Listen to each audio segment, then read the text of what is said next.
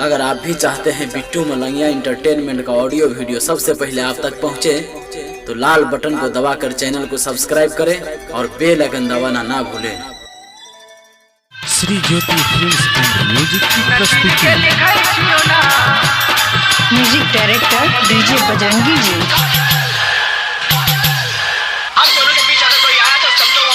सीना चीर के लिखाई छियो ना, सीना चीर के लिखाई छियो ना, बेजान करे जपे। सीना चीर के लिखाई छियो ना, बेजान करे जपे।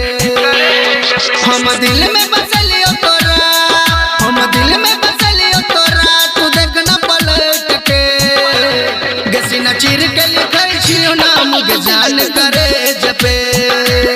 गे सीना चीर के लिखाई छियो ना, बेजान करे जपे।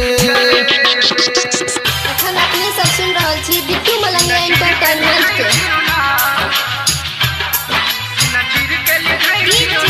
बजरंगी जी, डीजे बजरंगी जी, बजरंगी जी।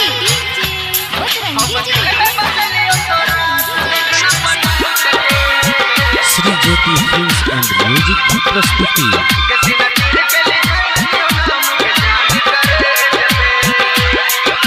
हम तो तोरा से प्यार के बदनाम भेलियोगे, चाहे भले दी कौन सजा हम पीछा न छोड़बोगे। हम तो तोरा से प्यार के बदनाम भेलियोगे, चाहे भले दी कौन सजा हम पीछा न छोड़बोगे। चाहे दुख तू दही, चाहे पागल तू कहीं, बिच रहिया में गे जान अकिया छोड़ के जबही। कहियो छोड़बो ने तोरा, कहियो छोड़बो ने तोरा, समझ लग सोच के।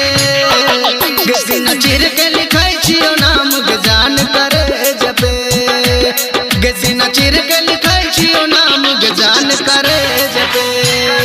अखन अपने सब सुन रहल छी बिट्टू मलंगिया एंटरटेनमेंट के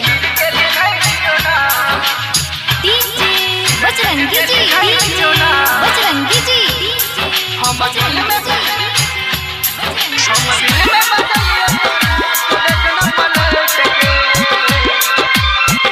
Shri Jyoti films and music की प्रस्तुति। बचपन से जानू जानू कहलियोगे हम जान, अब किया जानू बन के तू करे छ बदनाम। बचपन से जानू जानू कहलियोगे हम जान, अब किया जानू बन के करे छ तू बदनाम। तू खुश नहीं रह में दिल तोड़ के जे मैं असे न दिल तू धोखा, तोरा नीक नहीं है तो कहे छो राम कुमार के मरबल के। गे सीना चीर के लिखाई छियो नाम, जान करे जपे। गे सीना चीर के लिखाई छियो नाम, जान करे जपे। Shri Jyoti films and music की प्रस्तुति।